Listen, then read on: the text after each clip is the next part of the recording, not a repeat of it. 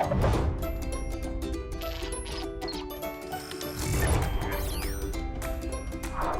name is Mr. Teng, so I'll be the trainer for the Math and Science for the Success in PSLE Seminar 2021 that will be coming in June. So the purpose of this video is to go through the foundation math portion, okay, for this seminar. So let's take a look at the slide. So for percentage, we teach this thing called the TIP triangle. Now, what is TIP? So T stands for total, I is an item, and P is percent. So if you want to find the item, you just take the total times the percent. Okay, for example, what is 20%? Okay, let me just annotate here.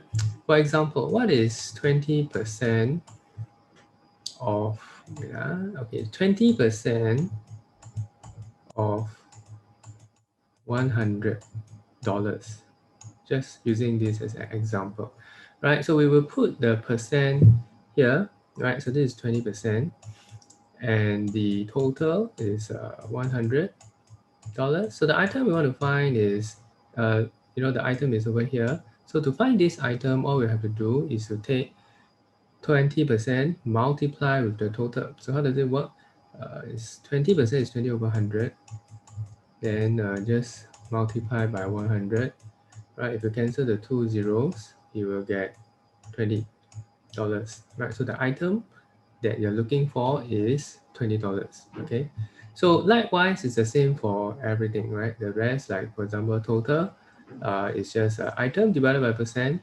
And if you want to find the percentage of the item, it's just the item divided by total, but you gotta multiply by 100. Okay, so this is the TIP triangle that we are teaching them, the foundation kids. Okay, so for foundation, for percentage wise, there are a few things that is specific to them. Okay, first of course is GST. So they need to know how to calculate GST, right? So here's one example. So vase costs 100, how much is it after adding GST? So it's 7 over 100 times $100, so there's $7. Now $7 is the GST, you need to add it to the cost of 100. Okay, so the total amount that the person has to pay is 107. So a vase costs $200. How much is it after adding GST? $214. So here is question number 2. Same thing, right? If the bag is now $30, how much is it after adding GST? $32.10, right? Laptop 1,005, just ask them. Now this question is slightly trickier. They're asking how much is the value of GST. So most students, they are, okay, not most, some students are careless, they don't really read like the whole thing. Okay, like for example, here is after adding GST, and then they just keep doing the same thing. Okay, we want to stress to them that sometimes the questions can be slightly different, so you have to be aware, that what they're asking for, right? So the value of GST is just 105. So another thing that they will be tested on is on annual interest. What's the meaning of annual interest? So here's an example, right? The bank gives annual interest of 2%. So they're supposed to be able to calculate 2% deposit. I mean, for deposits in the bank, how much interest will a deposit of 100 earn? So 2% of $100 is just $2. So here's one question, right? If it's 1% of $400, how much is it? It's $4. Yeah. So now we are not limited to the number of ways to calculate this. I just want to give you another example because some students find it easier if they relate to $400 as 100%. Okay, how does it work? So for example, $400 to them is 100%. So now you want to find 1%, right? Okay, what you do is you take 400 divided by 100. So this is just $4. Okay, so some students do it this way and it's perfectly okay. There's no strict rule about how you can calculate. Yeah, that you don't necessarily must use the TIP triangle, which is why I don't stress it as compulsory. Okay, so the answer one. Same thing, right? If the interest is 24% for credit cards, how much interest will a spending of 100 incur after 1 year? Right, so $4. 10% fixed deposit, so $500 deposited after 1 year, get $50. Okay, So the other thing they need to understand is discount. So they need to understand the discount is you must find the percent, then you minus, you take away that discount from the price of that object. So the chair costs 100. How much is it after 20% discount, right? So it's $80. So here's an example. Chair costs 200. How much is it after 20% discount, right? So they have to do the calculation and find that it is $40. So you take away $40, you get 160. Okay, vacuum cleaner 250. How much is it after 20% discount? $200 because 20% of 250 is $50. Same thing. Okay. Okay, so this is slightly different. You see, a pair of shoe costs after discount. That means this $54, right, is 90%. Okay, right? So this after 10. So what's the price before discount? Okay, so this is the part where they'll be like, oh, why not another value? Okay, why not minus? Because a lot of them they look at the word discount and then immediately it's like, I must minus. No, you see, so this is where they will they will mess up a bit. Okay, so just explain to them how it works. Right. So next thing is profit and loss. Right, profit or loss. So if a shopkeeper bought this thing for $50, so if for 20% profit, what was the selling price? So they need to understand the concept of profit. Okay, profit basically means the shopkeeper sell at a higher price. So the 20% you need to add to the original amount. Right, so he sold it at $60. Okay, profit loss $40. Sold it for 10%. What was the selling price? So it's 44. Yeah, $1 every cup. $2. What is the percentage profit? So the thing costs $1 to make, but it's sold at $2. So how much percentage profit?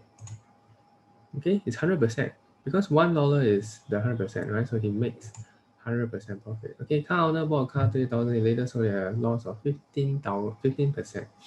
What was the selling price? So loss means you must minus. Okay, take away. Right. So this is the amount. Okay, so the other concept they need to understand is the concept of equivalence. Okay, equivalence.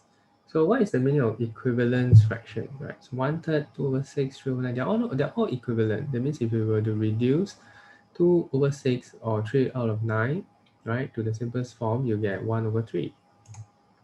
So here's one example of an equivalence question. Yeah. So Amy gave 1/3 of the cake to her friend and 1/4 of it to her family. What fraction of the cake is she left with? So here the difficulty is for them is understanding that this 3 and this 4 is referring to the same cake. The it, they're both referring to the same cake. Okay, because a lot of them will be looking at these two and then they will what? They don't understand. Okay, so if you want to find out how much of it is left, you have to find out how much was given, right? So this is the amount given. Adding fractions, right, is the basic at P5. Did you know this? So changing, okay, to add fraction, you must find the common denominator, which in this case is 12. And then 7/12 is given to her friend and family. So what she's left with is actually 5/12 because you take 12/12, take away whatever is given away. Okay. Right. So that is equivalence. Right. So where's the equivalence part? Here you need to know the 1/3. You can the denominator. You gotta convert this to 4/12 and 1/4 to 3/12. Right. Okay, so here's one question which you will ask them, right? So 2/3 equals to 4/6. What is another equivalent fraction, right? It's 8/12. Basically just times 2 here, times 2, you get 8/12. Okay, reduce this to simplest form, you get 2/3 as well. Okay, another one, same thing. Okay, 9/27. So here's one so-called problem sum about equivalence. After eating 1/10 of a pie, give away a fraction. I was left with 1/2. So what fraction did I give away? Right, so half of each of the pie. Okay, it's 2/5 because that the 10 and the half, right, you need to convert. So 1/10 plus half is actually 5/10, right? So if you add this, you get 6/10. Okay, so 6/10 was okay. because of the fraction of pi that you gave away, right, you gotta take it away from 6 over 10. So you take 10 over 10 minus 6 over 10. So you get 4 out of 10. And 4 out of 10 must reduce to simplest form, so you get 2 out of 5. Okay? Okay, here's another one. Similar, right, concept. How much is it left with? This is the amount. Okay, last but not least is the remainder concept. This is a heuristic that they need to know. So what do we mean by heuristic, or what do we mean by remainder concept? So usually for remainder concept questions, it will be the hardest kind of problem sum that the foundation student will ever do.